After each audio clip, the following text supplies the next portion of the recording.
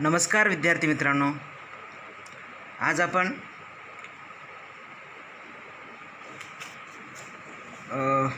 चलन संख्यामान सिद्धांत अर्थातच मुद्रा परिणाम सिद्धांत हा पाठ पाहणार आहोत. मागच्या वेळेस आपण मुद्रेची उत्क्रांती व मुद्रेची कार्य, invention of money and function of money या संदर्भात आपण सविस्तर असं पाहिलेलं होतं. तर आज त्यापुढचा भाग म्हणजे मुद्रा परिमाण सिद्धांत. तर यामध्ये आपण पैशाच्या संदर्भात अनेक अर्थशास्त्रज्ञांनी पुढे आपले सिद्धांत मांडलेले आहेत, जो की स्थूल अर्थशास्त्राचा हा एक अभ्यास विषय आहे. तर यामध्ये फिशर असतील, J.S. मिल असतील, यापैकी अनेक अर्थशास्त्रज्ञांनी, पुढे काही केम्ब्रिज अर्थशास्त्रज्ञांनी ह्या मुद्रेच्या परिमाणासंदर्भात, पैशाच्या पुरवठ्यासंदर्भात, पैशाच्या संख्येसंदर्भात वेगवेगळे सिद्धांत मांडलेले आहेत. त्यावरून आपणाला वेगवेगळी माहिती मिळते. तर आजच्या पाठामध्ये आपण सर्वप्रथम मुद्रा म्हणजे काय आणि त्या मुद्रेच्या संदर्भातील विविध सिद्धांत या ठिकाणी आपण पाहणार आहोत. तर या ठिकाणी खऱ्या अर्थानं मुद्रेचे मूल्य म्हणजे काय, तर ही एक आपणाला छोटीशी संकल्पना आपण पाहून घेऊ. तर मुद्रेचं मूल्य म्हणजे काय या अनुषंगानं जर आपण विचार केला तर या ठिकाणी आपणाला 3 गोष्टी विचारात घ्याव्या लागतील. 3 अर्थाने मुद्रेचं मूल्य आपणाला मांडावं लागेल. पहिली गोष्ट म्हणजे व्याज होय. तर मुद्रेचं मूल्य व्याज या अर्थाने जर आपण विचार केला तर त्याला व्याज कशाला म्हणावं, त्यातून मुद्रेचं मूल्य कसं ठरते, मुद्रेचं मूल्य याचा काय संबंध आहे हे आपण या खालील व्याख्येमध्ये पाहू शकतो. व्याज म्हणजे तुम्हा सर्वांना माहिती आहे, भांडवलाचा मोबदला म्हणजे व्याज किंवा दुसऱ्याचे पैसे अथवा भांडवल काही काळ वापरल्यानंतर जो मोबदला आपण त्या व्यक्तीला देतो त्याला आपण व्याज असे म्हणतो. तर म्हणजे मुद्रेचं मूल्य म्हणजे ते त्या काळापुरतं वापरलेलं त्याला किती व्याज भेटलं ते त्या मुद्रेचं मूल्य आपण समजू शकतो. दुसरं आहे विदेशी विनिमय दर. हा विदेशी विनिमय दर म्हणजे एका देशाचा पैसा दुसऱ्या देशाशी दिल्यानंतर त्या दोन देशांच्या पैशामध्ये जो काही व्यवहार होतो त्याला विदेशी विनिमय दर असे. तर यामध्ये विदेश व्यापारामध्ये देशाच्या मुद्रेचा विनिमय दुसऱ्या देशाशी करावा लागतो. ज्या दराने हा विनिमय होतो त्याला आपण विदेशी विनिमय दर असे म्हणतो. तर हे यावरून देखील आपणाला त्या मुद्रेचं मूल्य, संबंधित मुद्रेचं मूल्य आपणाला लक्षात येते. म्हणून आज आपण डॉलरच्या संदर्भात पाहत असताना डॉलर आणि भारतीय रुपयाचं मूल्य जर आज आपण पाहिलेलं असेल तर एका डॉलरला भारताचे 68 ते 70 रुपये आपणाला द्यावे लागतात. म्हणजे एकेकाळी भारत जेव्हा स्वतंत्र झालेला होता 1947ला 1 रुपयाबरोबर $1 होता. 1 रुपयाबरोबर $1 होता म्हणजे विदेशी विनिमय दर. आज आपला विदेशी विनिमय दर म्हणजे आपल्या रुपयाचं मूल्य एवढं घटलेलं आहे की एकेकाळी $1 बरोबर 1 रुपया हा जो दर होता तो आज $1 बरोबर 68 रुपये आहे. म्हणजे यावरून लक्षात येते की आपल्या रुपयाचं मूल्य किती घटलेलं आहे.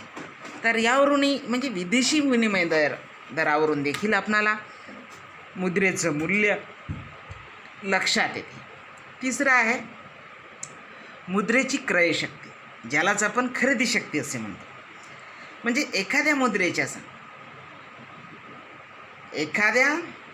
मुद्रेच्या मोबदल्यामध्ये जेवढ्या वस्तू आपणाला विकत मिळतात ती म्हणजे त्या मुद्रेची खरेदी शक्ती होय. त्यालाच आपण क्रयशक्ती म्हणतो.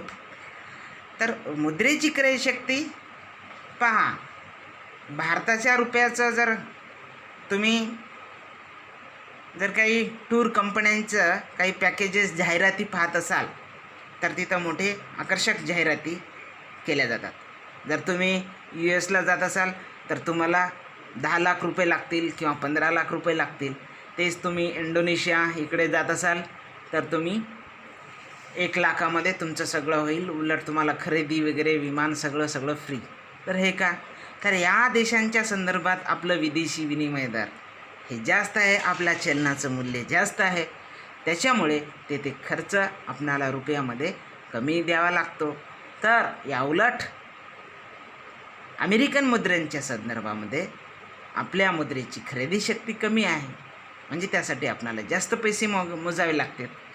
तर ती गोष्ट झाली। किंवा आपण ज्या व्यवहारामध्ये जेव्हाही आपण खरेदी करतो, खरेदी शक्तीत आपणाला नेहमी लक्षात येते। एकेकाळी आपणाला तुम्हा सगळ्यांना माहिती आहे मुद्रेची खरेदी शक्ती वरचेवर आपण घटत चालल्याचं लक्षात येते।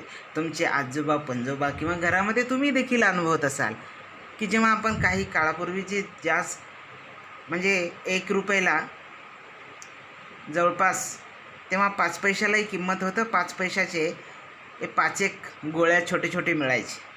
आज 5 पैसे तर चलनातून हद्दपार झालेले आहेत, रुपयाला तुम्हाला 4 आज गोळ्या मिळतात अशी परिस्थिती आहे।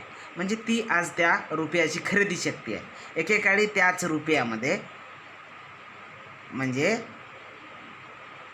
त्याच रुपयाला तुम्हाला अनेक चॉकलेट भेटायचे, तिथे आज कमी भेटतात, म्हणजे रुपयाची आज मूल्य खरेदी शक्ती घटलेली आहे, हे आपणाला दैनंदिन व्यवहारामध्ये जाणवते। तर या संदर्भात हे मुद्रेचं मूल्य याच्यावरून कळते, ह्या तिन्ही गोष्टीवरून। तर ही एक छोटीशी संकल्पना मुद्रा परिमाण सिद्धांताकडे जाण्याअगोदर आपणाला कळावी यासाठी मी आपल्यासमोर मांडलेला आहे। तर यानंतर आपण या ठिकाणी मुद्रा परिमाण सिद्धांत मांडूया, जो सिद्धांत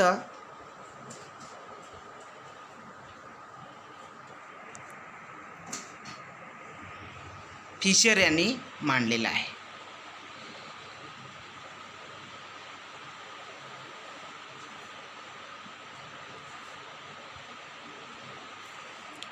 तर हा जो मुद्रा परिमाण सिद्धांत आहे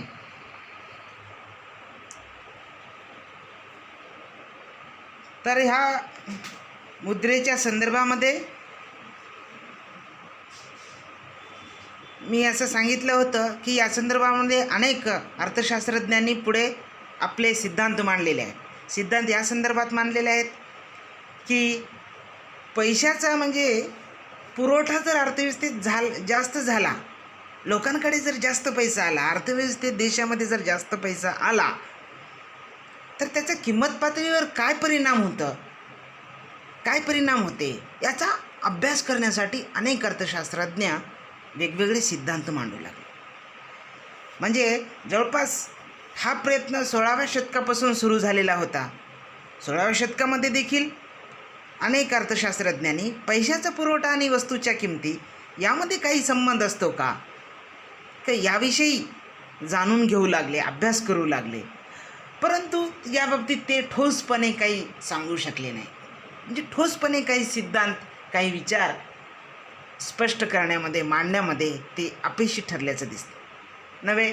तर त्या काळामध्ये जे काही अर्थशास्त्रज्ञ म्हणजे पैशाचा पुरवठा आणि वस्तूच्या किमती या संदर्भात जे काही अभ्यास करत होते, त्या अभ्यासामधून ते अर्थशास्त्रज्ञ एक विचार, एक सिद्धांत देण्यामध्ये त्यांच्यामध्ये एकवाक्यता नव्हती, एकता नव्हती, म्हणजे ते संदिग्ध होते, म्हणून ते एक ठोस विचार मांडू शकले नाही। म्हणून काही म्हणजे तिथंच प्रयत्न म्हणजे पैशाचा पुरवठा किंवा पैशाची संख्या किंवा वस्तूच्या किमती या संदर्भातला हा अभ्यासाचा जो काही प्रयत्न आहे त्या ठिकाणीच थांबला नाही, तर पुढे अनेक अर्थशास्त्रज्ञ त्या अनुषंगाने प्रयत्नरत चालूच ठेवले होते। तर या संदर्भामध्ये JS मिल यांनी देखील आपणाला एक चांगला विचार मांडल्याचं दिसून येते। त्यांनी त्यांच्या पॉलिटिकल इकॉनॉमी या ग्रंथामध्ये चलनसंख्यामान सिद्धांताचं स्पष्टपणे काही विचार मांडलेले होते, पण त्यांनी देखील एक सिद्धांत वजा ज्याला सैद्धांतिक विचार म्हणतो ते ते मांडण्यामध्ये अपयशी ठरले. हे पॉलिटिकल इकॉनॉमी, हे मी इथं राऊंडअप करतो येलो कलरमध्ये स्क्रीनवर. तर हे एक महत्त्वपूर्ण अर्थशास्त्रज्ञ होते, पण ते ठोसपणे देऊ शकले नाही. तर ठोसपणे एक चांगला सिद्धांत मांडण्याचं कार्य 20व्या शतकामध्ये अमेरिकेचे प्रसिद्ध अर्थशास्त्रज्ञ आयर्विंग फिशर यांनी यशस्वी ठरले. म्हणून हा मुद्रा परिमाणासंदर्भात एक लोकप्रिय आणि महत्त्वपूर्ण असा सिद्धांत आहे, ज्यांनी या सिद्धांताच्या साहाय्याने असं मांडलेलं आहे की आपला एक विचार मांडलेला आहे की हा एक महत्त्वपूर्ण असा सिद्धांत आहे, जो की आपण हा सिद्धांत अभ्यासल्यावर तुमच्याही लक्षात येईलच की हा किती महत्त्वपूर्ण सिद्धांत आहे. तुम्ही सुदैवी आहात की अर्थशास्त्राचे विद्यार्थी आहात आणि अर्थशास्त्रामध्ये अशा प्रकारच्या काही रंजक आणि महत्त्वपूर्ण बाबी तुम्हाला जाणून घेता येते. तर त्याच्यामुळे आज आपण हा एक महत्त्वपूर्ण असा चॅप्टर या ठिकाणी पाहू, जो की आयर्विंग फिशर यांनी या मुद्रेच्या परिमाणासंदर्भात एक अतिशय महत्त्वपूर्ण असा सिद्धांत मांडला. तर यामध्ये त्यांनी असं म्हटलेलं आहे, फिशरच्या आता आपण सिद्धांताकडेच वळू. फिशरनी या आपल्या सिद्धांतामध्ये त्यांचा सिद्धांत तुम्ही असं एकदम मनावर कोरून ठेवायला हवा. हा सिद्धांत मी अगदी तुम्हाला पूर्ण हा येलो कलरमध्ये राऊंडअप करतो आहे, स्क्रीनवरती पहा. तर हा जो सिद्धांत आहे तुम्ही सगळ्यांनी लक्षात घेतला पाहिजे. तर हा सिद्धांत तुम्ही अगदी पाठच केला पाहिजे, मनावर करून घेतला पाहिजे. हा एक अतिशय महत्त्वपूर्ण असा सिद्धांत आहे. तर यामध्ये ते म्हणतात, काय सिद्धांत आहे, इतर परिस्थिती कायम असताना चलनातील पैसा दुप्पट केला तर पैशाचे मूल्य निमपट होते, म्हणजे अर्धे होते. निमपट म्हणजे निम्मे म्हणजे अर्धे, निम्मे म्हणजे अर्धे, हे निमपट या शब्दावर म्हणजे निम्मे म्हणजे अर्धे. आणि वस्तूच्या किमती दुप्पट होतात. तसेच चलनातील पैसा निमपट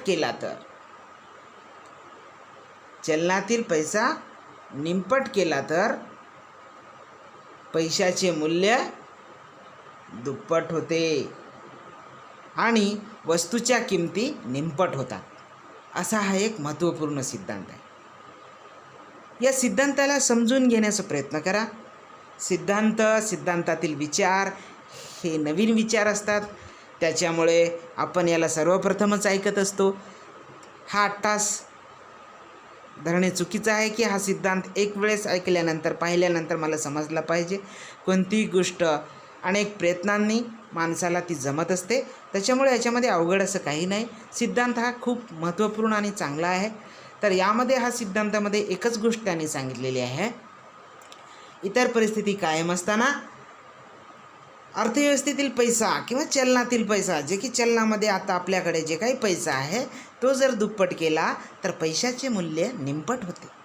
पैशाचे मूल्य म्हणजे व्हॅल्यू म्हणल्यानंतर तुम्हाला समजते, मूल्य म्हणल्यानंतर कन्फ्यूज होते. तर पैशाचं जे व्हॅल्यू आहे घटते. म्हणजे कसं म्हणले त्याने, इतर परिस्थिती कायम असताना चलनातील पैसा दुप्पट केला तर पैशाचे मूल्य निमपट होते. पैशाचे मूल्य काय, निमपट म्हणजे अर्धे होते, त्याची व्हॅल्यू कमी होऊन जाते, अर्ध्यावर येते. आणि वस्तूच्या किमती दुप्पट होतात. वस्तूच्या किमती कशा होतात, दुप्पट होतात. आणि तसेच चलनातील पैसा म्हणजे जे काही चलनामध्ये आहे पैसा, त्याला जर निमपट केलं म्हणजे ती जर कमी अर्ध्यावर आणलं तर पैशाचे मूल्य दुप्पट होते. म्हणजे पैशाचं तिथं व्हॅल्यू वाढते, म्हणजेच त्याची खरेदी शक्ती वाढते. जे मूल्य आपण यापूर्वीच्या 3 संकल्पना मी आपल्यासमोर सांगितल्या होत्या, तर ते आता तुम्ही विचारात घ्यायचे. म्हणजे या ठिकाणी पैशाचे मूल्य दुप्पट होते आणि वस्तूच्या किमती निमपट होतात. वस्तूच्या किमती ह्या निमपट म्हणजे त्या अर्ध्या होतात, अर्ध्या कमी होतात. तर असा हा महत्त्वपूर्ण असा सिद्धांत आहे. आपण जर बारकाईनं हा सिद्धांत जर आपण पाहिलं असतं, याकडे जर बारकाईनं लक्षात दिलं आणि आपल्या व्यवहाराशी या सिद्धांताची सांगड घातली तर बिलकुल हुबेहूब हा सिद्धांत आपल्याला काही काही वेळ तर तो सत्यच वाटू लागतो किंवा हुबेहूब याची सत्यता आपणाला अनुभवायस येते. तर साधी गोष्ट आहे की आपण मागणीचा सिद्धांत मागच्या वर्षी पाहिलेला होता. तर मागणी म्हणजे काय, मागणी कशाची केली जाते, तर कोणत्याही वस्तूला मागणी त्याच वस्तूची असते ज्याच्यामध्ये उपयोगिता असते. आणि साधारणतः दुर्मिळ वस्तूची म्हणजे ज्या वस्तूचा पुरवठा जास्त असतो त्याच्या किमती कमी असतात, आणि ज्या वस्तूचा पुरवठा कमी असतो आणि त्याच्या किमती जास्त असतात. म्हणजे वस्तूचा पुरवठा कमी तर किमती जास्त, आणि वस्तूचा पुरवठा जास्त तर किमती कमी, असा हा एक सिद्धांत आपण मागच्या वर्षी अनुभवलो आहोत, शिकलो आहोत. आणि व्यवहारामध्ये देखील आपणाला हे हुबेहूब लक्षात येते. म्हणून तुम्ही ताता आजी ह्या पूर्वी जर सांगितले असता, यांच्या जर गोष्टी जर ऐकत असाल किंवा आपण बी तुम्हीही पाहत असाल, तर घरबांधणी उद्योग असेल किंवा इतर संदर्भामध्ये आपले आजी ताई असं सांगतात की 5 रुपयामध्ये हे 1 तोळं सोनं घेतलं आणि तुझ्या बाबांचं तुझ्या आईचं लग्न केलं त्या लग्नांमध्ये, आणि त्या 5 रुपयामधून उरून काही पैसे ठेवले होते. म्हणजे 5 रुपयामध्ये आपली आजी ती गोष्ट सांगताना असं म्हणते की 5 रुपयामध्ये 1 तोळं सोनं घेतलेलं होतं, म्हणजे काही भाग 5 रुपयामध्ये लग्न झालं, लग्नाचा खर्च झाला, सगळा झाला, आणि त्याच्यातले पैसे काढून ठेवण्यात आले. म्हणजे त्याचं ते व्हॅल्यू होतं. म्हणजे त्या पैशाची खरेदी शक्ती जास्त होती. जसजसं चलनमान वाढलं, अर्थव्यवस्थेमध्ये पैसा लोकांकडे सगळ्यांकडे पैसा भरपूर आला, तसतसं त्या चलनाचं मूल्य मात्र कमी होत गेलं. म्हणून आज ही जी भाववाढ आपण जे पाहतो त्याचा परिणाम हेच आहे की जास्ती लोकांकडे पैसा झाल्यानंतर त्याला प्रचंड मागणी वाढते. तर मागणी वाढल्यानंतर साहजिकच आहे पुरवठा कमी असल्याकारणानं, आणि पुरवठादार त्याची किमती वाढवत असते. हे आपल्या जीवनामध्ये व्यवहारामध्ये अनुभवास येणारं हे वास्तव आहे, जे की सिद्धांताबद्दल काही अंशी हे म्हणजे ॲग्री होऊ शकतं. तर असा हा सिद्धांत आहे. तर हा सिद्धांत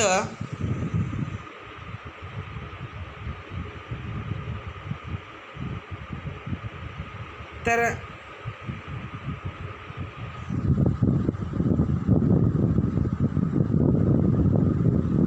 हा सिद्धांत जो आहे फिशर यांनी आपल्या ह्या समीकरणाच्या माध्यमातून मांडलेला आहे. तर त्यांनी समीकरण मांडलेलं आहे. समीकरण काय आहे, तर हे या ठिकाणी दिलेलंच आहे. तर P बरोबर M/T, हे याला तुम्ही स्लॅश काय किंवा आडवी रेषा, असं ही आडवी रेषा नाही तर ते डिवायडिंग रेषा आहे, तर त्याच्यामुळे त्याला तुम्ही भागाकार समजा. हे लाल याच्यामध्ये अक्षरामध्ये मी या ठिकाणी राऊंड अप करतो आहे. तर हे जे फिशरनं हा जो सिद्धांत आहे तो ह्या समीकरणाच्या साहाय्याने आपला सिद्धांत तो स्पष्ट करून सांगतो. तर यामध्ये तो असं म्हणतो की ते जे काही सिद्धांत सांगितलेला आहे त्याचा P बरोबर M/T असं एक त्यांनी समीकरण मांडलेले आहे, ज्याच्यातून आपल्या त्या सिद्धांताचं स्पष्टीकरण देण्याचा प्रयत्न या ठिकाणी फिशर यांनी केलेला आहे. तर चला पाहू या समीकरणामध्ये काय दडलेलं आहे आणि फिशर कसं सांगतो. तर पहा, तर या ठिकाणी P म्हणजे काय, P म्हणजे किंमत पातळी, ज्याला आपण प्राईस लेवल म्हणतो. Price level. तर आता मी फक्त या ठिकाणी मराठीमध्ये दिलेला, इंग्रजीमध्ये नाही. तर नंतर पुढच्या याच्यामध्ये ते येईलच, इंग्रजी आणि मराठी असं दोन्हीही त्या ठिकाणी अनुवाद साधण्याचा मी प्रयत्न केलेला आहे. तर असो, तर या ठिकाणी फक्त आता याचं पाहूया. तर M म्हणजे एकूण चलन पुरवठा. M म्हणजे व्यवहारामध्ये जो एकूण पैसा आहे एखाद्या देशामध्ये, किती लोकांकडे किती पैसा आहे याचा डेटा आपल्या RBIकडे असते की व्यवहारामध्ये किती पैसा आहे किती लोकांकडे, त्याचा तो डेटा. एकूण चलन पुरवठा. T म्हणजे खरेदी व्यवहारांची संख्या, ट्रान्झॅक्शन्स. तर या ठिकाणी हे जे टी आहे खरेदी व्यवहार, त्याला ट्रान्झॅक्शन्स म्हणून रेड याच्यामध्ये ह्या ठिकाणी मी राऊंड करतो आहे. तर हे टी म्हणजे ट्रान्झॅक्शन्स. तर जी काही व्यवहारामध्ये अर्थव्यवस्थेमध्ये जे काही पैसा आहे, तो पैसा, त्या पैशाच्या सहाय्याने लोक किती खरेदी विक्रीचे व्यवहार करतात ते दर्शवणारी संख्या म्हणजे टी होय. तर ह्या समीकरणाच्या माध्यमातून फिशर आपला हा सिद्धांत उकलण्याचा प्रयत्न करतो आहे.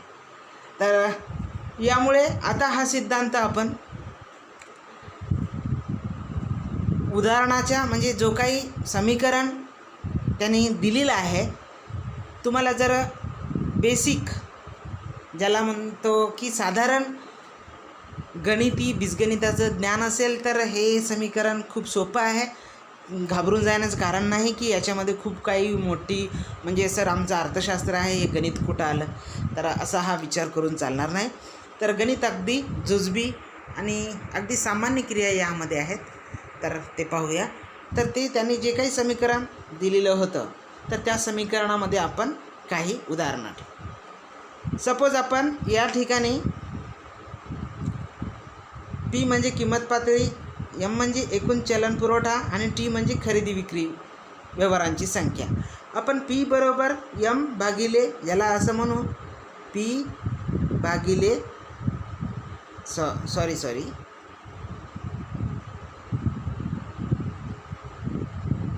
पहा, पी बरोबर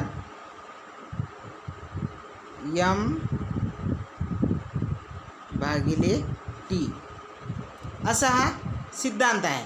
पहा, मला हा बोर्ड नाही की जो की तुम्हाला व्यवस्थितपणे सांगता येईल, पण तुम्ही यावरनं लक्षात घ्या मला सिद्धांतात काय म्हणायचं आहे.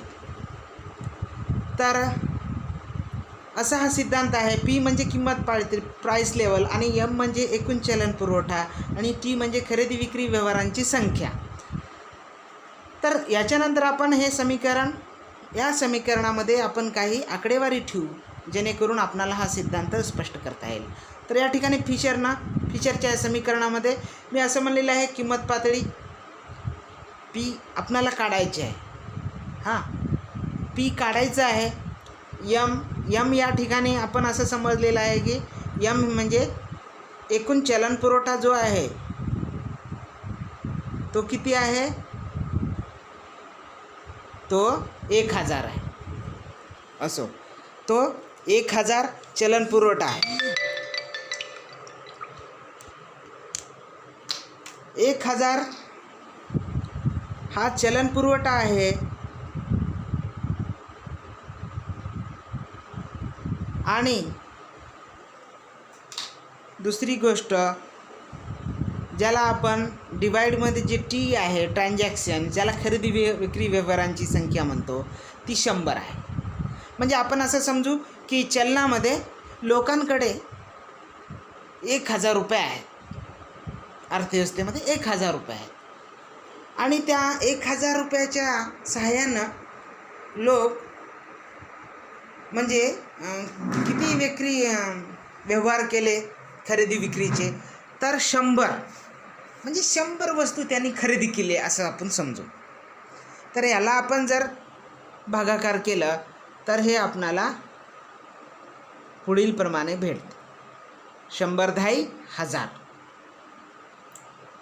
तर याच्यामुळे हे आपण इथं असंही आपण हे करू शकतो, 1000 भागिले 100. तर सॉरी, आता हे 0 मला बरोबर काढता येत नाही ह्या स्क्रीनवरती, तर त्याच्यामुळे हे समजून घ्या. त्याच्यामुळे हे 0 कटले, हे 0 कटले, तर आता बरोबर किती राहिले, 10 आहे ना. चला, 10 बरोबर राहिले. हां, तर असा हा एक त्याचं उत्तर आहे. तर कुठं गेलं आपलं, हां, म्हणजे आता या ठिकाणी आपणाला या सिद्धांतावरून लक्षात आलं, म्हणजे किंमत पातळी व्यवहारामध्ये म्हणजे प्रत्येक वस्तूला किती पडले की 10 रुपये पडले. म्हणजे किती 1000 रुपये त्या लोकांकडे होते. म्हणजे चलनामध्ये 1000 रुपये होते. म्हणजे ज्याला आपण एकूण चलन पुरवठा समजतो ते किती 1000 होते. आणि त्या 1000 रुपयाच्या सहाय्याने किती वस्तू खरेदी झाल्या. सपोज आपण त्याला 100 वस्तू म्हणजे जे काही त्यांनी खरेदी केलेले असतील ते 100 असतील. 100 खरेदी विक्रीचे व्यवहार झाले. त्यालाच आपण वस्तूच्या संदर्भात म्हणू. म्हणजे आपण त्याला जर भागलं डिवाईड केलं तर ते किती पडले. म्हणजे एक वस्तू 1 रुपयाला किती पडली असेल. तर या ठिकाणी तर सरासरी याचं जे किंमतमान आहे ते किती राहील. प्राईस लेवल 10 आहे. म्हणजे प्रत्येक वस्तूला 10 रुपये पडलेले असतील. प्रत्येक वस्तू कितीला मिळाली. म्हणजे 1000 रुपये एकूण पैसे आहेत. त्याच्या सहाय्याने आपण 100 वस्तू खरेदी केल्या. म्हणजे एक वस्तू आपणाला 10 रुपयाला पडली हे इथं लक्षात येते. तर यामध्ये एक मोठं असं कोणतं गणितक्रिया आहे जे की तुम्हाला समजलेलं नाही. तर त्याच्यामुळं मला वाटते हे तुम्हाला सगळ्यांना लक्षात आलेलं असेल. तर असो, तर या ठिकाणी तर हे जे काही व्यवहार आहेत याला आपण या समीकरणामध्ये मांडलेलं आहे. पण पुढे फिशरने हे समीकरण इथंच ठेवलेलं नाही, तर याच्यामध्ये काही सुधारणा केल्या. काय सुधारणा केल्या. तर फिशरला नंतर ह्याच सिद्धांताचं म्हणजे स्वतःच्या सिद्धांताचं जेव्हा त्यानं अभ्यास केला त्यावरून त्याला असं वाटलं की या सिद्धांतामध्ये काही दोष आहेत. काही दोष म्हणण्यापेक्षा काही ज्याला ड्रॉबॅक्स किंवा त्रुटी आहेत असं समजा. तर त्यांना त्याच्या पुन्हा लक्षात आलं की ह्याच्यामध्ये अजून एक गोष्ट ॲड केली तर हा सिद्धांत अजून चांगल्या रीती मांडता येतो. म्हणून त्याने पुढे एक सविस्तर असं नवीन समीकरण तयार केलं. तर ती कोणती गोष्ट या ॲड केली असेल याच्यामध्ये. तर याच्यामुळे त्याच्यामध्ये त्याला हे लक्षात आलं हा जो काही चलन पुरवठा आहे एकूण चलन पुरवठा हा जो यम आहे जो काही पैशाचा पुरवठा आपण त्याला म्हणलेला आहे चलन पुरवठा. तर त्याला असं वाटलं की हा चलन पुरवठा त्यानं जे म्हणलेलं आहे की देशामधला चलन पुरवठा त्याने एक गृहीत धरलेला आहे की लोकांकडे असलेला पैसा किंवा व्यवहारामध्ये आहे. पण तेवढाच पैसा असंच नाही. एकूण पुरवठा त्याच्यापेक्षा जास्त असतो असं त्याच्या लक्षात आलं. प्रत्यक्षात त्यापेक्षा जास्त पैसा असतो. म्हणून हा यम हा जो आहे तो बरोबर नाही. त्याच्यामध्ये अजून एक गोष्ट ॲड करावी लागेल असं त्याच्या लक्षात आलं. तर ती कोणती गोष्ट त्याने ॲड केली. तर त्याच्यामुळे त्याच्या असं लक्षात आलं की याच्यामध्ये पैशाच्या गतीचा विचार नाही ज्याला आपण व्हेलोसिटी ऑफ मनी असं म्हणतो. पैशाची गती म्हणजे पैसा पहा. तर या ठिकाणी फिशरचे विस्तारित समीकरण या ठिकाणी मी आपणासमोर नवीन हे ओपन केलेलं आहे स्लाईड. तर याच्यावर पहा इथं स्पष्टपणे वर तुमच्या लक्षात यावं यासाठी मांडलेलं आहे की पैशाचा पुरवठा यम एवढा असत नाही तो प्रत्यक्षात जास्त असतो असं फिशरला या ठिकाणी वाटलेलं आहे. कारण का ते पैशाला गती असते आणि त्या पैशाच्या गतीचा विचार फिशरने केलेला आहे. आता तुम्हाला वाटत असेल पैशाची गती म्हणजे काय. तर या ठिकाणी मी अतिशय त्याची व्याख्यासहित या ठिकाणी दिलेलं आहे जे की तुम्हालाही सगळ्यांना कळतं आहे. व्हेलोसिटी ऑफ मनी आपण त्याला म्हणतो.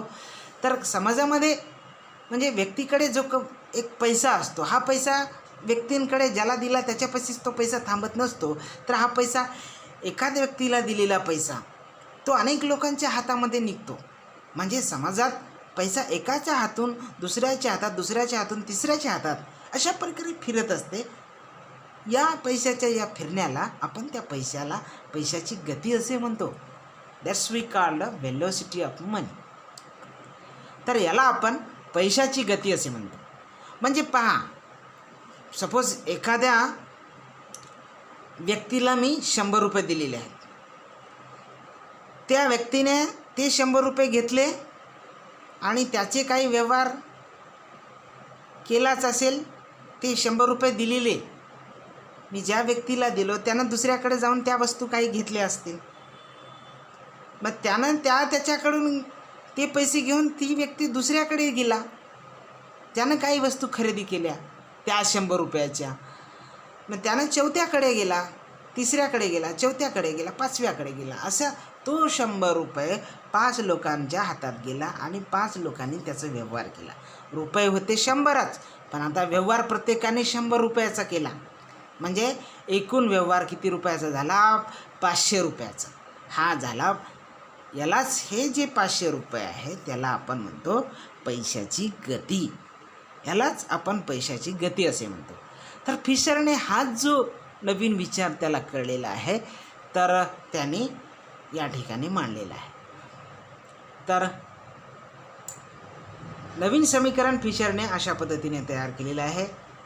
फी बरोबर पहा इथून घेतो, पी बरोबर MV भागिले टी.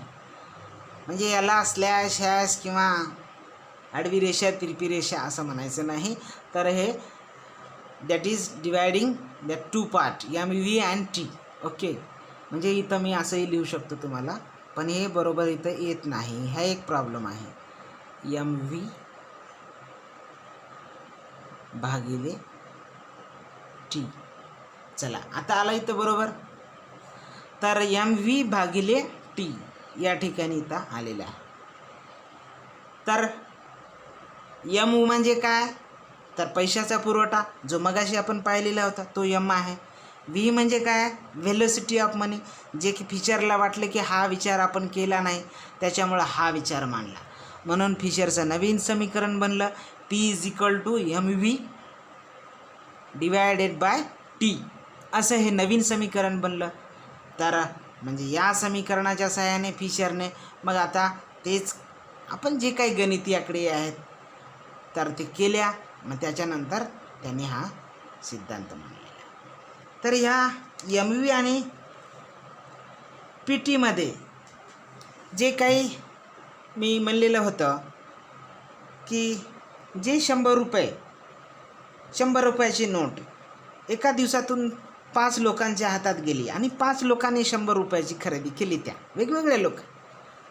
मी 100 रुपयाची खरेदी करून एक वही घेतली, त्या दुकानदाराने परत अजून दुसरा काही माल मागवण्यासाठी ते 100 रुपयाची अजून काही वह्या घेतल्या. मग त्यानं ज्याच्याकडून माल घेतला त्यानं त्याच्याकडून अजून काही त्या 100 रुपयाची घेतल्या. म्हणजे ते 100 रुपये 5 जणांच्या हातात गेले आणि 5 जणांनी ते व्यवहार केला. एकूण व्यवहार झाला 500 रुपयाचा. यालाच आपण व्हेलोसिटी ऑफ मनी असे म्हणतो. म्हणजे तर इथं थोडंसं तुम्हाला गणिती भाषेचं या ठिकाणी उदाहरण दिली, म्हणजे लिहूनही सांगेल. हे 100 रुपये आणि 100 रुपये हे गेले किती लोकांच्या हातात? 5 लोकांच्या हातात. 5 लोकांनी जो 100 रुपयाचा व्यवहार केला त्याचं किती झाले? 100 पैशात 500 रुपये. हे जे 500 रुपये 5 लोकांच्या हातात गेल्यामुळं, 5 लोकांनी नुसतं हातात गेल्यामुळं नाही, तर त्यांनी त्या केलेल्या 100चं व्यवहार, 100 रुपयाचं घेतलेल्या वस्तू आणि त्या वस्तू त्यांची ती एकूण खरेदी जी झाली प्रत्येकाची 100 × 5 = 500. तर हे 500 रुपयाची झाली. म्हणून हे जे 500 रुपये आहेत त्यालाच आपण V म्हणू. तर हे जे 100 आहेत मूळचे ज्याला म्हणत होतो ते 100 रुपये आहेत. म्हणजे पैशाचा पुरवठा ज्याला म्हणतो ना, तर त्याच्यामध्ये फक्त त्याने M गृहीत धरलेलं होतं, तर त्याच्यामध्ये M पण आला, आता V पण आला. म्हणजे MV हे या ठिकाणी लक्षात आलेलं असेल. तर असो या ठिकाणी आपण परत हा समजून घेऊ. तर यामध्ये हा एकच महत्त्वाचा विचार लक्षात ठेवायचा, म्हणजे जी नोट होती ती 100 रुपयाची, ती 5 लोकांच्या हातात गेली, 5 लोकांनी ती खरेदी केली, तर त्याच्यामुळे हे खरेदी विक्रीचा जो व्यवहार झालेला आहे ते 5 झाले, म्हणजे 500. म्हणजे यावरून असं लक्षात येते की समाजात अगोदर या उदाहरणाच्या सहाय्याने जे फिशरनं समजलेलं होतं की समाजात 100 रुपये नसून, म्हणजे सुरुवातीला जर पाहिलं की लोकांकडे असं समजू की 100च रुपये होते, पण हे 100च रुपये आहेत का? 100च रुपयाचं व्यवहार झालं का? तर नाही. कारण का हे 100 रुपये 5 लोकांच्या हातात गेले आणि 5 लोकांनी तसा व्यवहार केला आणि ते 500 रुपयाचं झाले. म्हणून आता या ठिकाणी ते 500 रुपयांचा पुरवठा असे म्हणता येईल. 100 रुपयाचा पुरवठा वास्तव म्हणजे दिसायला 100 रुपये वास्तवामध्ये जरी दिसले असेल, पण रियालिटी हे वेगळं आहे. ते 500 रुपयाचा व्यवहार केलेला आहे. तर हे आपण या समीकरणाच्या सहाय्याने या ठिकाणी पाहिलेलं आहे. तरी पण पहा, हे फिशरचं हे म्हणजे ते पहिलं समीकरण होतं. तर आता मी हे दुसरं समीकरण आहे खरं तर, कारण का पहिलं समीकरण काय मानलेलं आहे फिशरचं जे पहिलं समीकरण होतं P = m/t होतं. तर हे फिशरचं दुसरं समीकरण आहे, पण हे विस्तारित एक समीकरण असं मी इथं बोललेलं आहे. तर याला तुम्ही दुसरं समीकरण असं करू शकता. तर मग हा समीकरण हे इथं संपले का? सिद्धांत झाला का असं वाटण्याची शक्यता आहे. पण फिशरला जेव्हा असं वाटलं, MVचा त्यानं विचार केला, पण फिशरच्या नंतर लक्षात असं आलं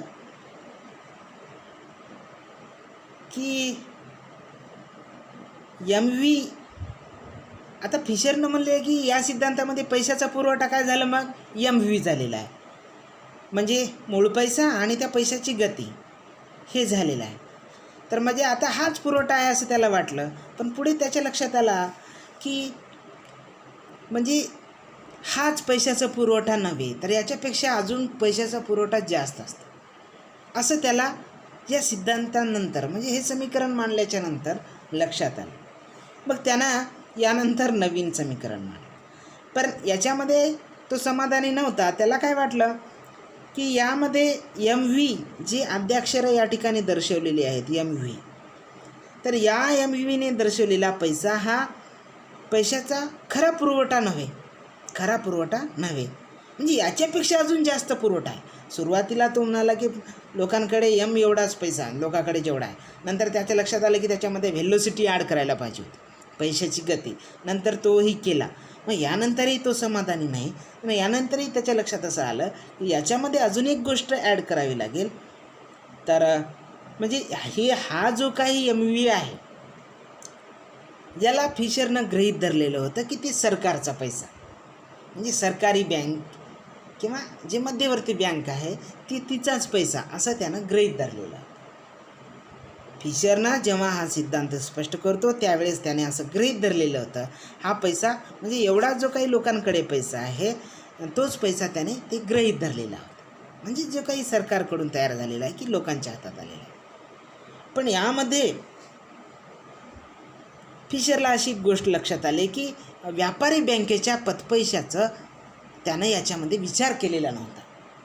त्याच्या असं लक्षात आलं की जे पतपैसा आपण मागच्या बँकिंगच्या चॅप्टरमध्ये पाहिलेलं होतं, बँका ज्या पैसा तयार करतात म्हणजे ठेवी स्वीकारून आणि लोकांना कर्ज देऊन त्यातून जो पैसा तयार होतो त्याला आपण पतपैसा म्हणतो.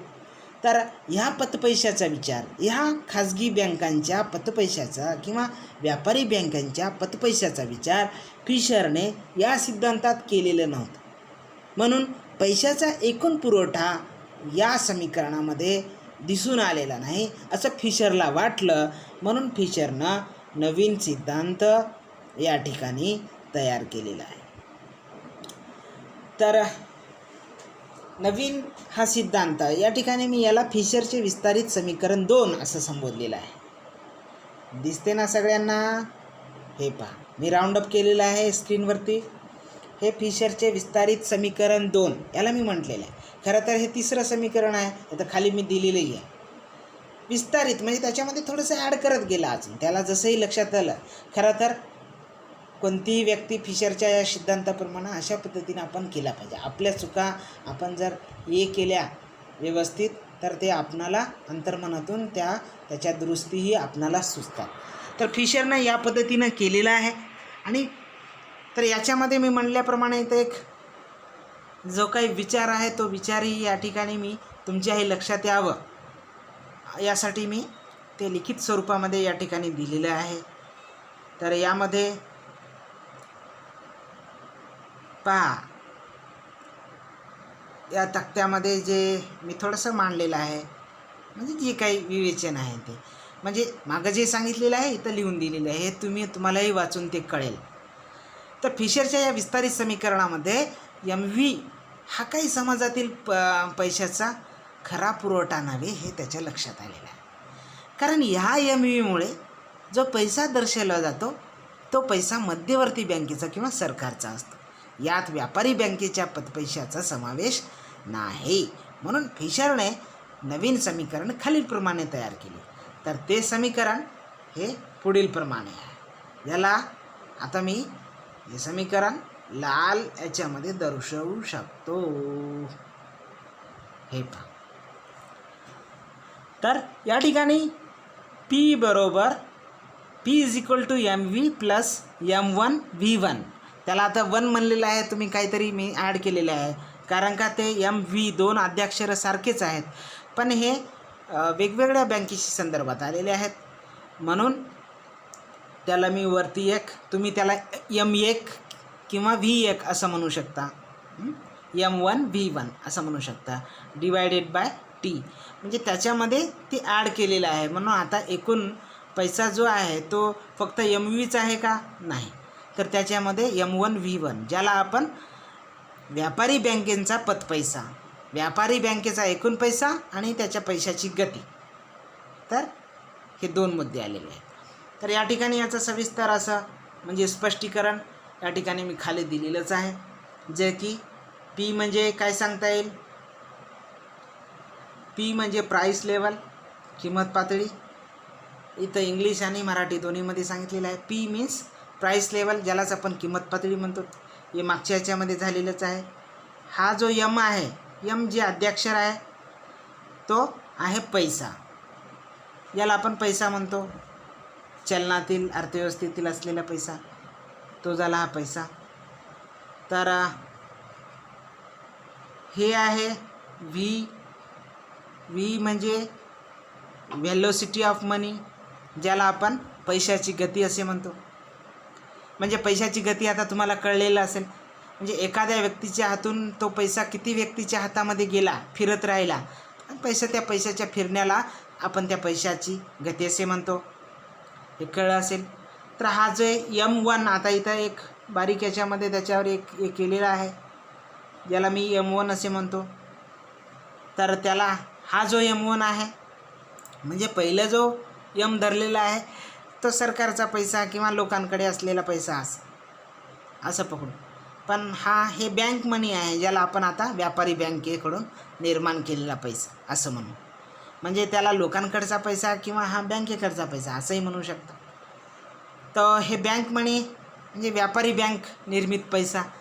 म्हणजे व्यापारी बँका ज्या ठेवीतून लोकांना कर्ज देऊन जो पतपैसा तयार करतात, कारण का त्यांचाही ते हा पैसा असतो अर्थव्यवस्थेमध्ये पैसा हा केवळ सरकारी बँका किंवा सरकारच सप्लाय करते का? नाही. तर वेगवेगळ्या अर्थव्यवस्थेतील घटकांकडून हा पैसा फिरत असतो, तयार होत असतो. अगदी त्याप्रमाणे यामध्ये व्यापारी बँकेंच्या ही यामध्ये महत्त्वाचा वाटा असतो आणि व्यापारी बँक देखील असा हा पैसा तयार करतात. तर हे ठिकाणी झालेला आहे. तर हा व्यापारी बँकेचा पैसा, व्यापारी बँकेने जो काही पतपैसा तयार केलेला आहे त्याही पैशाला पैशाची गती असते, व्हेलोसिटी असते.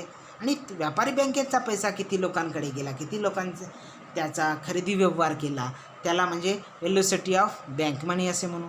ज्याला बँक निर्मित पैशाची गती असे म्हणतो. जो की T आहे, T ज्याला transactions of goods and services, ज्यालाच आपण खरेदी व्यवहारांची संख्या असे म्हणतो. जे आपण मगाशी पाहिलेलंच होतं. तर अशा पद्धतीनं हे फिशरनं हे तिसरं समीकरण मांडलेलं आहे. आणि या समीकरणाच्या सहाय्याने मगाशी आपण जे काही उदाहरणं ठेवलेले आहेत त्याच्यामध्ये ॲड करून अगदी तसंच केलं तर ते उत्तर आहे.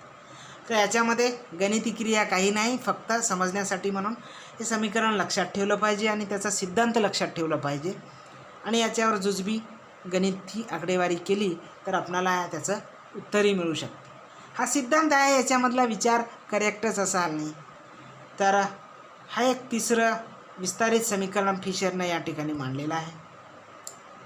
तर एकंदरीत तर हा सिद्धांतामधून आपल्याला काय लक्षात येते, सिद्धांत काय सांगतो, तर आपण आता त्याच्याकडे वळू. म्हणजे हा सिद्धांताचे ते 3 समीकरणं तुम्हाला लक्षात ठेवायचे आहेत. मूळ सिद्धांत लक्षात ठेवायचा आहे आणि सिद्धांताचं शेवटी सिद्धांताचं म्हणणं काय आहे, what he want to say, what Fisher want to say, that is important thing. तर आपण त्याच्याकडे येऊया. यामध्ये फिशर असं म्हणतो, फिशरला काय म्हणायचं आहे, फिशरच्या मते पैशाच्या संख्येत होणारी वाढ किंवा घट पैशाच्या मूल्यात बदल घडून आणू शकते.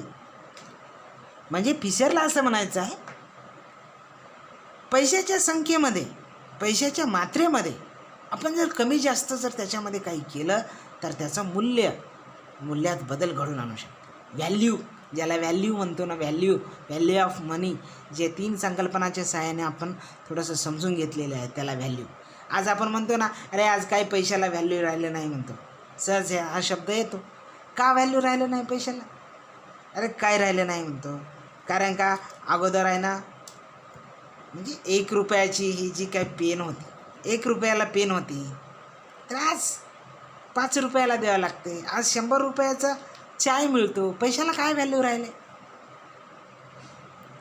म्हणजे 100 रुपये आज 1 रुपयासारखे झालेले आहेत, असं झालेलं आहे, असं म्हणतो आपण. म्हणजे लोकांना पण व्हॅल्यू कळते. आपण अर्थशास्त्राचे विद्यार्थी आहोत, अभ्यासक आहोत, पुढे भावी अर्थशास्त्रज्ञ आहोत, तर त्याच्यामुळं हा विचार आपण समजून घेतलेला पाहिजे. तर यामध्ये फिशरला असं म्हणायचं आहे की पैशामधली ही जी संख्या आहे त्या संख्येची, म्हणजे पैशाची जर मात्रा आपण जर वाढवू शकली त्याच्यावर पैशाचं व्हॅल्यू डिपेंड करते, हे फिशरला सांगायचं आहे.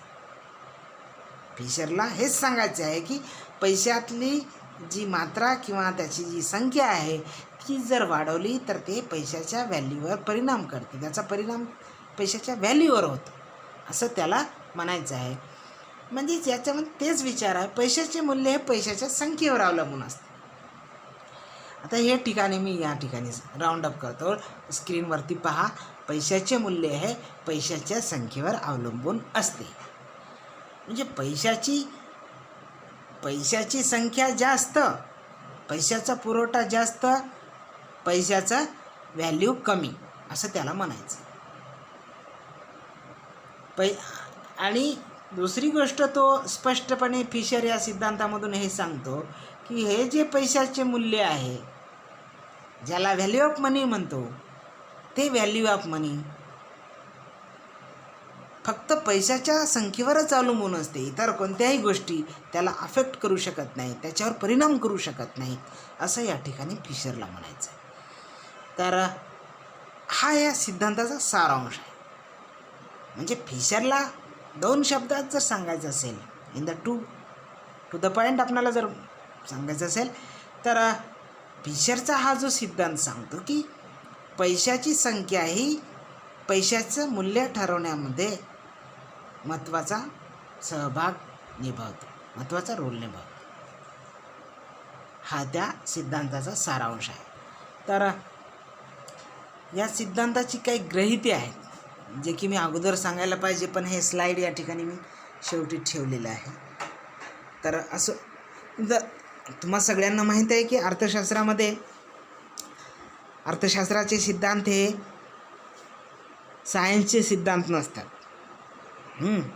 जसं सायन्सनी, आईन्स्टाईननी, कोणी ज्यांनी केलेलं आहे, तर H2O किंवा वेगवेगळे इक्वेशन्स ते सार्वकालिक असतात, सर्वत्र त्याचे बरोबर रिझल्ट येतात.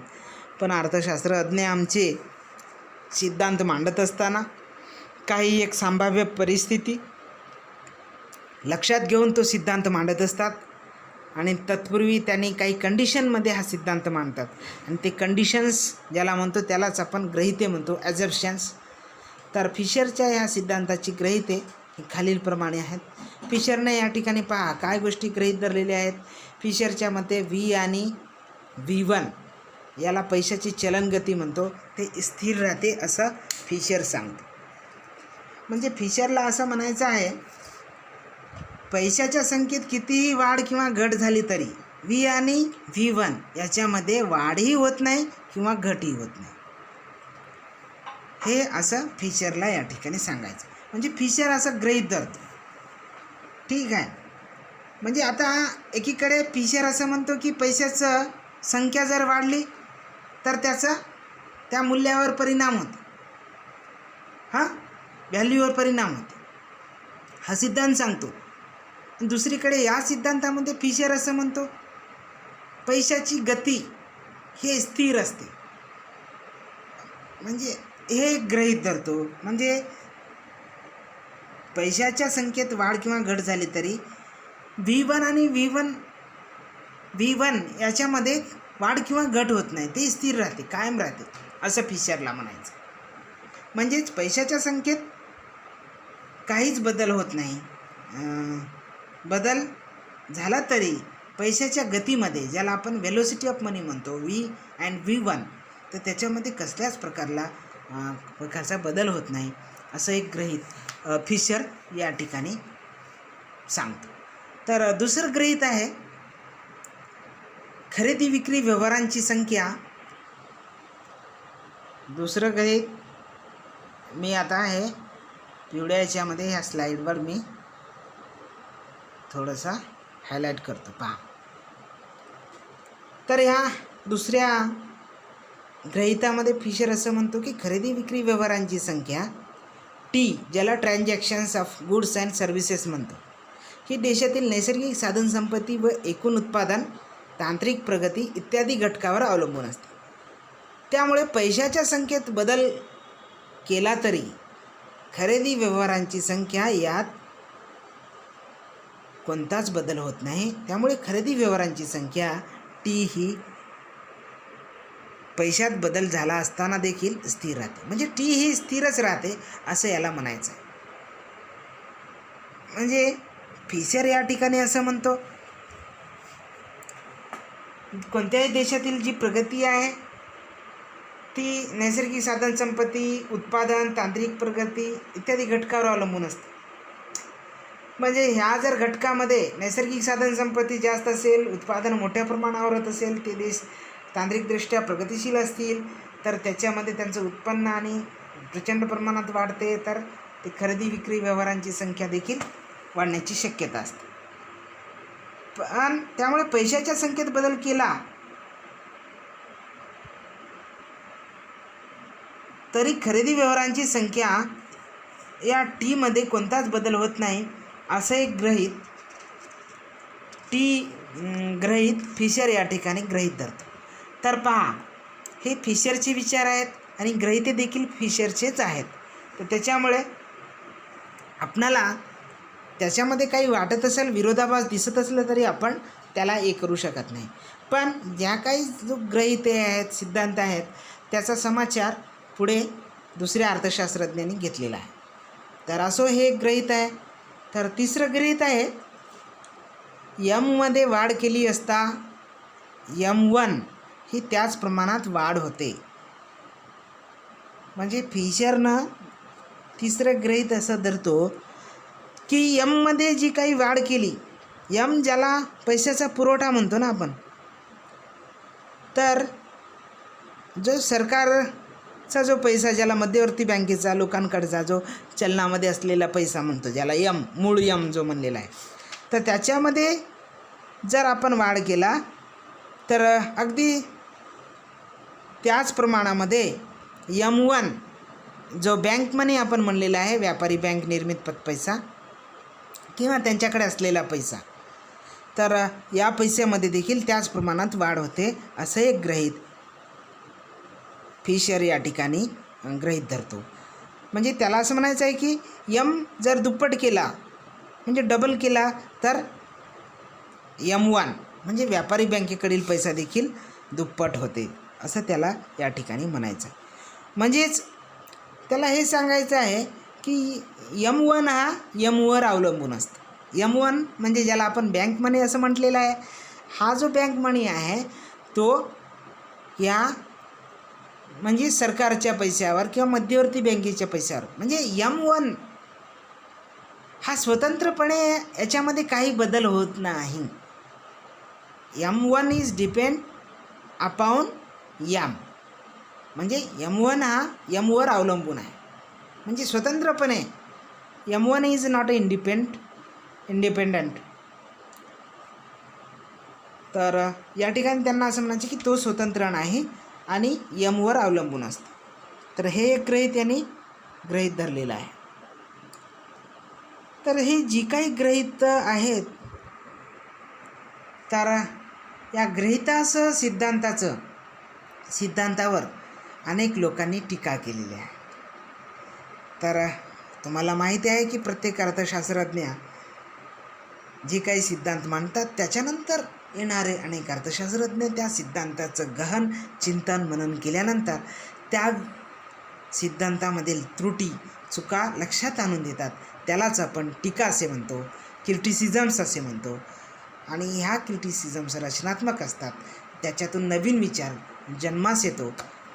तर हे सिद्धांताचं अवलोकन करणं, अभ्यासणं हेही तितकंच महत्त्वपूर्ण असते. म्हणून आपण याच्यावर कोणकोणते टीका केलेले आहेत, टीकाकार कोण आहेत, की त्याचे कोणते विचार चुकीचे आहेत, असे कोणत्या अर्थशास्त्रज्ञांनी सांगितलेले आहेत, त्या संदर्भामध्ये आपण या ठिकाणी त्याच्या टीका पाहू शकतो. तर यामध्ये पहिली टीका जे आहे ते म्हणजे V1 आणि T हे स्थिर नसतात. आता V1 T ह्याची तुम्हाला कल्पना आली. व्हेलोसिटी ऑफ मनी म्हणजे व्हेलोसिटी ऑफ मनी कशाची, तर जे मध्यवर्ती बँकेचा पैसा आहे, जे की व्यवहारामध्ये सरकारचा पैसा आहे, तर त्याला आपण म्हणतो ते व्हेलोसिटी ऑफ मनी. V1 जे काही आपण ज्यांना बँक निर्मित पैसा म्हणलेला आहे, व्यापारी बँकेचा पतपैसा, तर त्या पैशाची ती गती म्हणजे V1 आहे, त्याच्यासाठी V1 आलेला आहे. T हे transactions of goods and services म्हणजे खरेदी विक्री व्यवहारांची संख्या, असं आपण ज्याला म्हणलेलं आहे. तर हे सगळे फिशरने स्थिर असतात समजले, म्हणजे याच्यामध्ये कोणतेच बदल होत नाही असं त्याने एक गृहीत मांडलेलं आहे. पण अनेक टीकाकारांनी त्याच्यावर टीका केलेली आहे की त्यांनी असं म्हटलेलं आहे की अशा प्रकारे हे स्थिर नसतातच. कारण का, पैसा वाढला म्हणजे M जर वाढला किंवा M1 जर वाढला तर V1 ही वाढायलाच पाहिजे, V ही वाढायलाच पाहिजे. एकीकडे तुम्ही पैसा वाढवताय आणि ते पैशाची गतीही वाढते, म्हणजे पैसा तेवढ्या मोठ्या प्रमाणात बाजारपेठेत फिरतो, पण त्याचा परिणाम होते ना. पण या ठिकाणी फिशरने त्याच्याकडे दुर्लक्ष केलेलं होतं, म्हणजे ते गृहीत पकडलेलं नव्हतं. त्याच्यामुळे टीकाकार असे म्हणतात, पैसा वाढला तर वस्तूच्या किमती वाढतातच. पैसा वाढला म्हणजे फिशरने वस्तूची संख्या आणि किंमत पातळीचा अभ्यास या ठिकाणी केलेला आहे. पण हे करत असताना फिशर त्याच्या त्या पैशाच्या गतीकडे मात्र दुर्लक्ष करतो.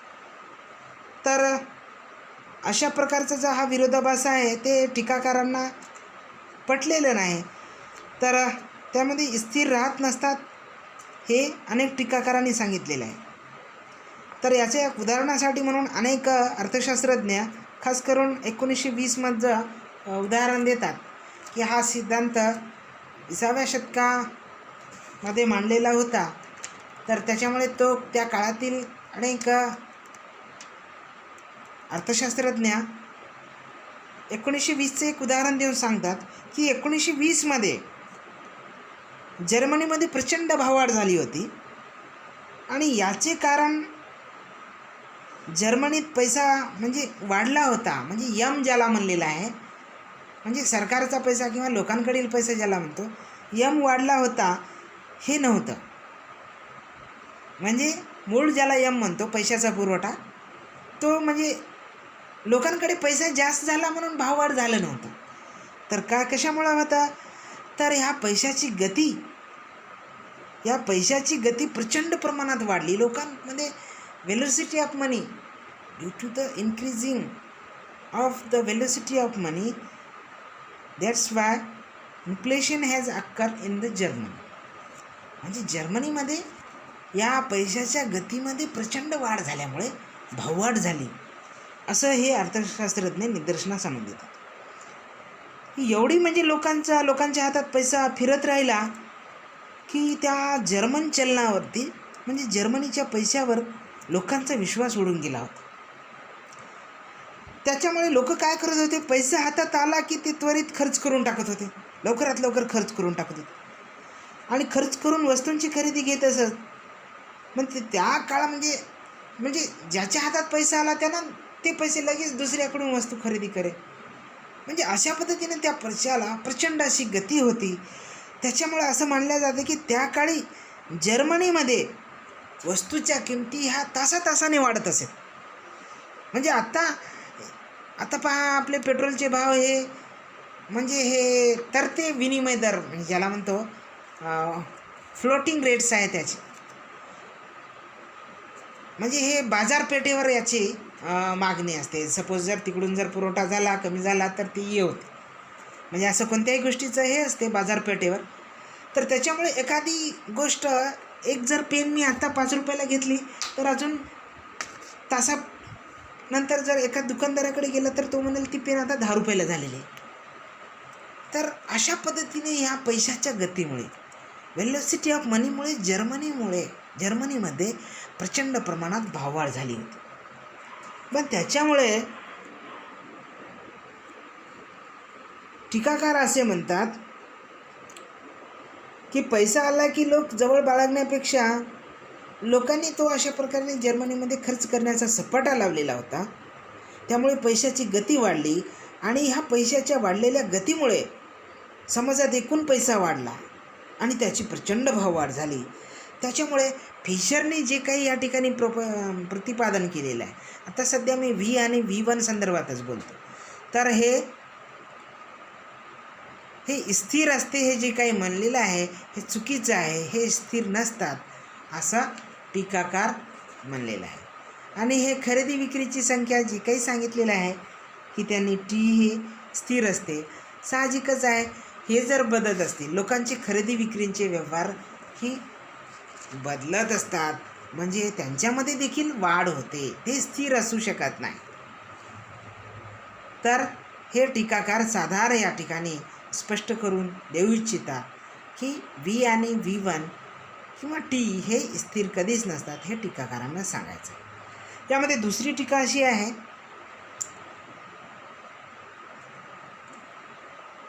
या ठिकाणी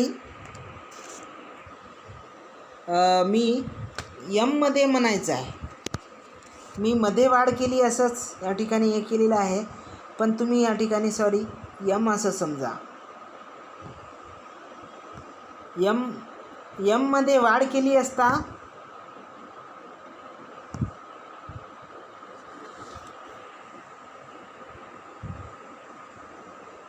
यममध्ये वाढ केली असता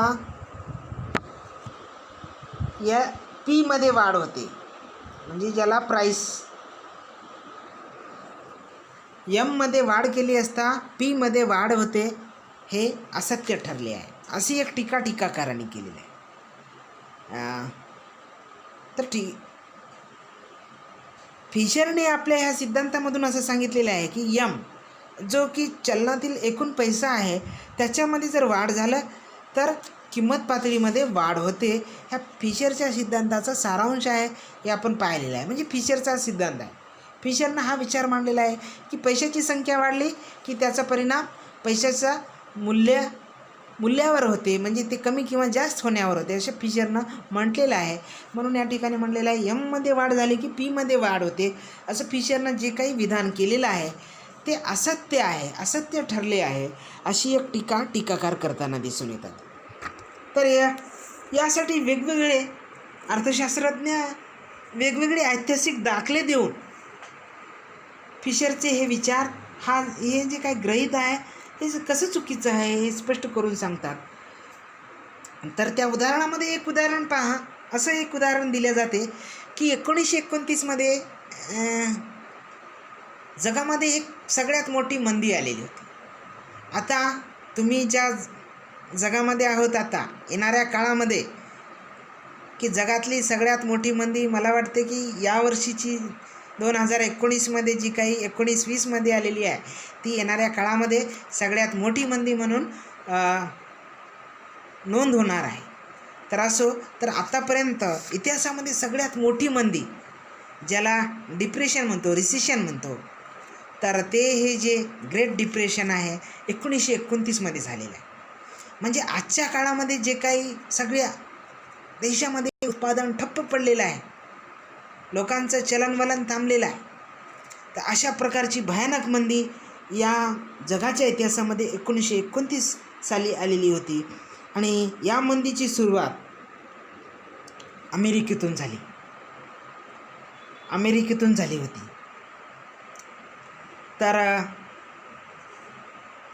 तर यामध्ये या मंदीमुळे झालं काय की अमेरिकेला प्रचंड या मंदीचा फटका बसला. या मंदीमुळे वस्तूच्या किमती पार कोसळल्या होत्या, म्हणजे किमती घसरलेल्या होत्या, किमती कमी झालेल्या होत्या. त्यामुळे अमेरिकन सरकारकडे ही मंदी अशी कशी घालावी. आता तुम्हाला वाटेल की सर बरं झालं ना, किमती कमी झाल्या म्हणजे लोकांचा फायदा झाला असेल. तर नाही, असं होत नसते. अर्थव्यवस्थेमध्ये थोडी ना थोडीशी एक भाववाढ जी आहे असली पाहिजे, जे किमान भाववाढ म्हणतो, जे नफा मिळतो त्याच्यामधून प्रत्येक उद्योजकाला आणि आर्थिक व्यवहारामध्ये सहभागी होणाऱ्या घटकांना काही ना काही त्यांचा प्रॉफिट मिळतो. ते मिळणं प्रत्येकांना एक अपेक्षा असते. ती मिळणं जोपर्यंत अशी अपेक्षा असते तोपर्यंत कोणत्याही अर्थव्यवस्थेसाठी ती चांगली गोष्ट असते.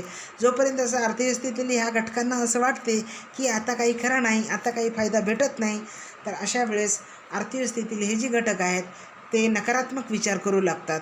म्हणजे ते ह्या अर्थव्यवस्थेतील आपल्या सहभागातून काढता पाय घेण्याचा प्रयत्न करतात. त्यामुळे पूर्ण अर्थव्यवस्था धोक्यात येते. तर असो, हा एक विचार झाला. तर या मंदीमुळे झाला ही कशी घालवायची असा विचार आला.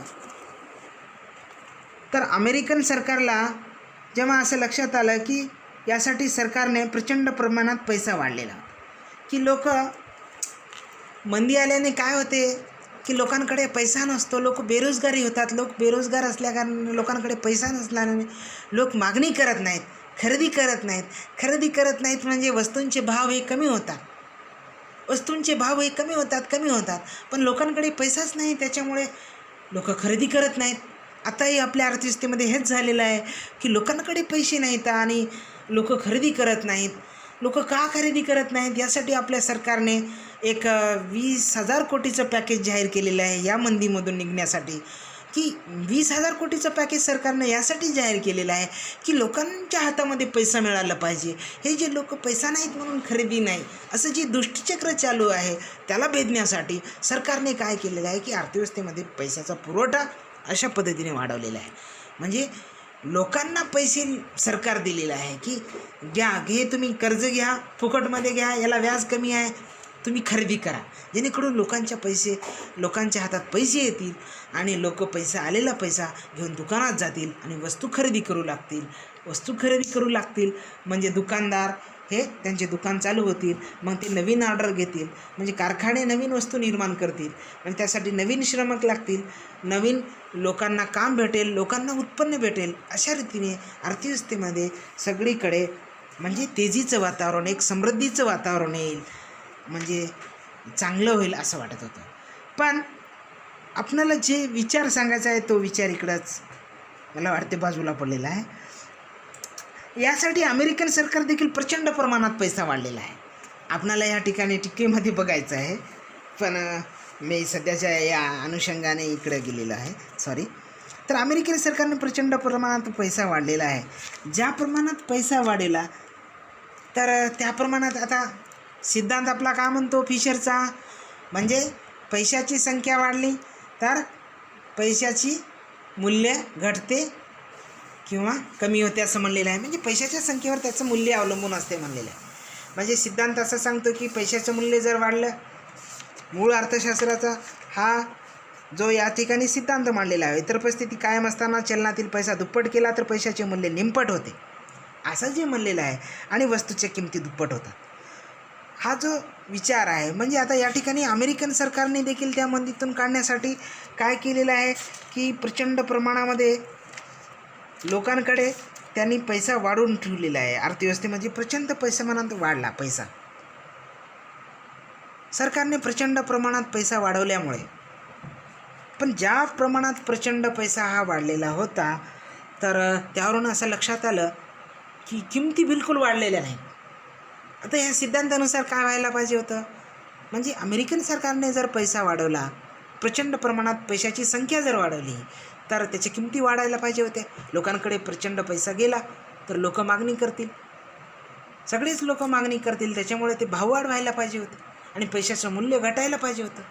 पण असं अर्थशास्त्रज्ञांनी लक्षात आणून दिलं की असं बिलकुल झालेलं नाही. यावरून देशात पैसा जेवढा वाढू तेवढ्या प्रमाणात वस्तूच्या किमती वाढतात. हा जे विचार फिशरनं मांडलेला आहे, देशात जेवढे पैसे वाढतील तेवढे वस्तूच्या किमती वाढतात, फिशरने हे जे काही सिद्धांतातून सांगितलेलं आहे ते चुकीचं आहे, हे अशा प्रकारे टीकाकारांनी ही एक टीका केलेली आहे. तर दुसरं या ठिकाणी जे मी मगाशी उल्लेख केले नाही, टीवर आलेलं आहे स्थिर असतात असं पकडलेलं होतं, तर या ठिकाणी परत आलेलं आहे चौथ्या ह्याच्यामध्ये. तर या ठिकाणी चौथ्या ह्याच्यामध्ये पहा, खरेदी विक्री व्यवहारांची संख्या ज्याला आपण टी म्हणू, तिथं वर आलेलंच आहे.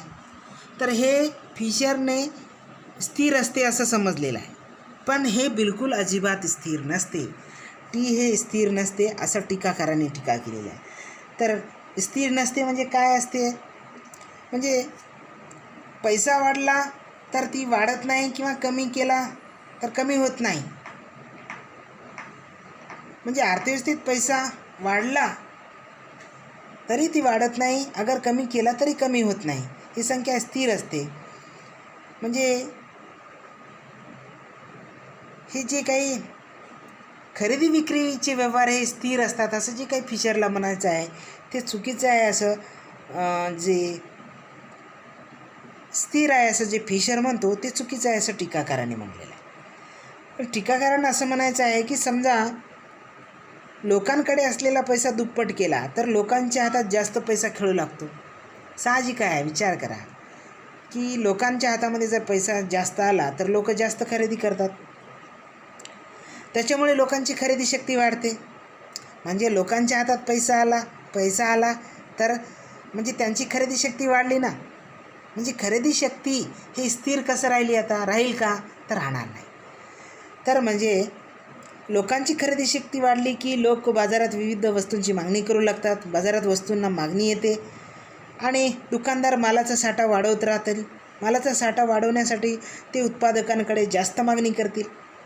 दुकानदारांची मागणी जास्त आली अशी समजून उत्पादक जास्त निर्माण करतात आणि त्याने वाढवलेले उत्पादन दुकानात आले की ग्राहक पुन्हा ते खरेदी करतील. म्हणजे खरेदी विक्री व्यवहारांची संख्या ही वाढतच राहील. जे टी हे या ठिकाणी फिशरनं स्थिर आहे असं म्हणलेलं आहे ते आता स्थिर कसं असेल पहा, स्थिर अजिबात असणार.